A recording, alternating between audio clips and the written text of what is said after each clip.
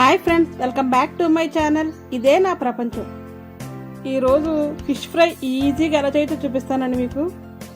ఇలా మనం చేపను తీసుకున్న తర్వాత చక్కగా వాష్ చేసుకోవాలండి. ఉప్పు, పసుపు, నిమ్మరసం వేసి 1-4 సార్లు అయితే శుభ్రంగా కడుక్కోవాలి. కడుక్కున్న తర్వాత పీస్ అయితే మాత్రం ఇలా అయితే కట్ చేయించుకోవాలి. బాగా పల్చగా కట్ చేస్తే ఫ్రై చేస్తున్నప్పుడు విరిగిపోతాయి. బాగా మందంగా కట్ చేస్తే లోపలికి ఉప్పు కారం అయితే సరిగ్గా పట్టదు, సరిగ్గా అయితే ఫ్రై అవ్వదండి. అందుకోసం ఈ సైజులో అయితే కట్ చేసుకోవాలి. నేనే కట్ చేసానండి ఈ ఫిష్. ఈరోజు మనం బయట మార్కెట్లో అయితే కట్ చేయించుకుంటాం కదా, అదైతే మాత్రం ఈ సైజులో అయితే కట్ చేసుకోవాలి. ఓకే, ఇప్పుడు ఫిష్ ఫ్రై ఎలా చేసేలా మొదలు పెట్టేద్దాం. ఫస్ట్ చేపలన్నీ పక్కన పెట్టేసి ఒక ప్లేట్ తీసుకోవాలి. తీసుకుని దీంట్లో 1/2 టేబుల్ స్పూన్ పసుపు,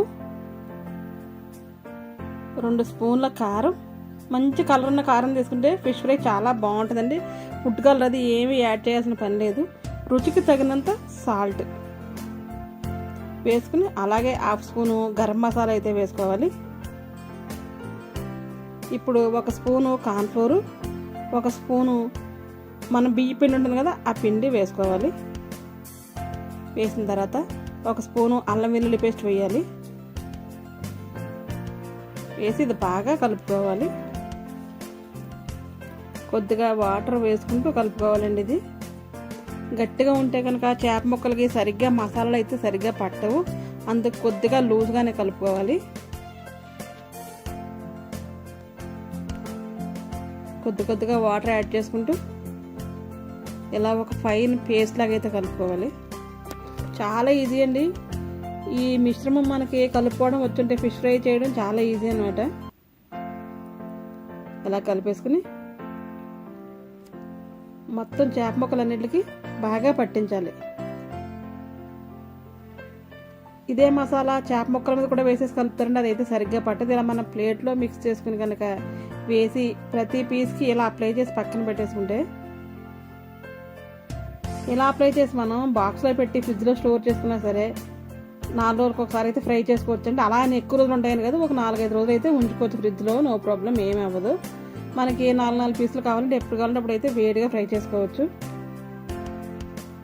లేదంటే అన్నీ ఒకసారి కూడా ఫ్రై చేసుకోవచ్చు అండి. ఇలా మ్యారినేట్ చేసి పెట్టుకుంటే ఫ్రై చేసుకోవడం చాలా ఈజీ అవుతుంది కదా. ఫిష్ ఫ్రై అంటే ఇష్టం లేని వాళ్ళు ఎవరైతే ఉండరు. అలాగే నాకు కూడా ఫిష్ ఫ్రై అంటే చాలా ఇష్టం. మా ఇంట్లో అందరూ కూడా చాలా ఇష్టంగా తింటారు. నేను ఎప్పుడు ఇలాగే చేస్తూ ఉంటాను. మొత్తం పీస్ అన్నిటికి చక్కగా అప్లై చేసేయాలి. ఇలా చేసేసి కొంతసేపు అయితే మనం అలా మ్యారినేట్ చేయాలండి. దాన్ని మూత పెట్టేసి ఒక 1/2 అవర్ కానీ 1 అవర్ కానీ ఫ్రిడ్జ్లో పెట్టుకోవచ్చు. లేదు ఫ్రిడ్జ్లో పెట్టమంటే బయటైనా సరే ఒక 1 అవర్ తర్వాత ఫ్రై చేసుకుంటే ఈ లోపల ఉప్పు, కారం, మసాలాలు అన్నీ కూడా ముక్కకైతే పడతాయండి. ఇలా మూత పెట్టి పక్కనైతే పెట్టేసుకోవాలి. నేనైతే ఫ్రిడ్జ్లో పెట్టలేదండి, బయటే ఉంచాను. మనం ఇప్పుడు ఒక ప్యాన్ పెట్టుకోవాలి. ఈ ఫ్రైకి చెప్పాలంటే నాన్ స్టిక్ ప్యాన్ చాలా బాగా వస్తుందండి, ఫ్రై అంటుకోకుండా. ఇలా మనం చపాతీ కానీ దోశ కానీ కాల్చే ప్యాన్స్ ఉంటాయి కదా, అవి తీసుకుని నేనైతే ఫ్రైకి ఒక ప్యాన్ సెపరేట్గా పెట్టుకుంటాను.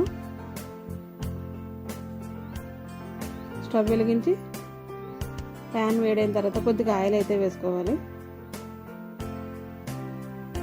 దీనికి పెద్దగా ఆయిల్ అయితే పట్టదండి. మనం డీప్ ఫ్రై అయితే చేయక్కర్లేదు, షాలో ఫ్రై చేసినా కూడా చాలా చక్కగా ఫ్రై అయిపోతాయి. అలా వేసి కొంచెంసేపు వేడైన తర్వాత, అలానే బాగా ఎక్కువగా వేడైతే అయిపోకూడదు, కొద్దిగా వేడైన తర్వాత ఫిష్ వేసేసుకోవాలి. లేదంటే వేసిన వెంటనే ఫిష్ మాడిపోతుందండి.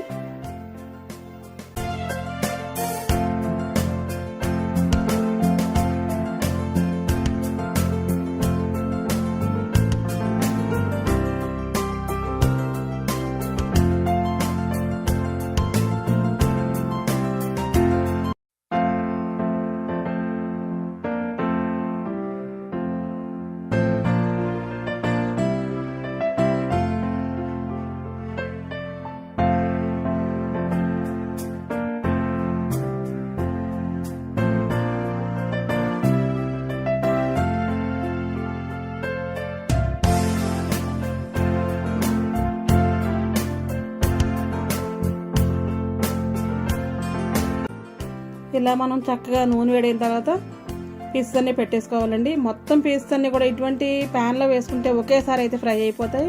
నేను దగ్గర 11 పీసెస్ అయితే వేసాను. మీడియం సైజ్ ముక్కలు కాబట్టి పెద్ద అయితే కొద్దిగా తక్కువ పట్టవచ్చు. అన్నీ ఒకసారి చక్కగా ఫ్రై చేసుకోవచ్చు.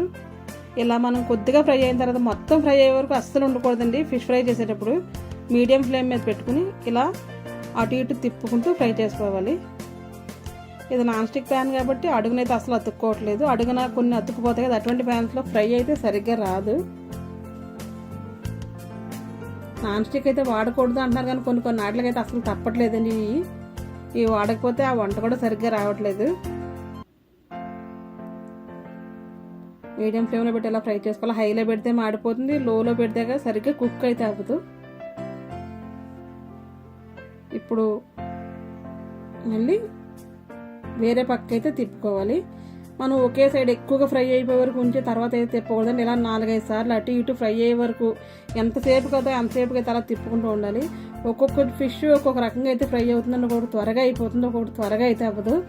అది మనం చూసుకుంటూ చక్కగా విరిగిపోకుండా ఇలా 2 స్పూన్స్ తీసుకుని మనం తిప్పుకుంటూ ఉండాలి.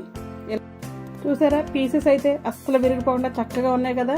దాని ఉన్న మసాలా మొత్తం బయటకైతే రాకుండా ఆ పీస్ని అతుక్కుని చక్కగా అయితే ఉంది.